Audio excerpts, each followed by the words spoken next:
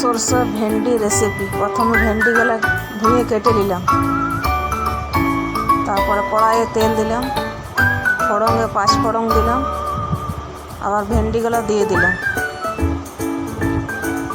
আবার শিলে বেটে নিলাম সরষে, কাঁচা লঙ্কা, আবার রসুন দিয়ে সব মিক্স করে ভালো করে বেটে নিলাম।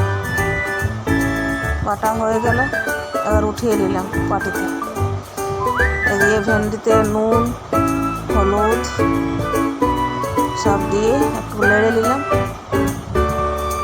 বাস একটু ভাজা হয়ে গেল, আবার দিলাম সরষে বাটা। সরষে বাটাটা ভালো করে একটু ম্যাশ করে নিলাম। একটু বাটি ধুয়ে জল দিয়ে দিলাম, ঢাকনা দিয়ে দিলাম।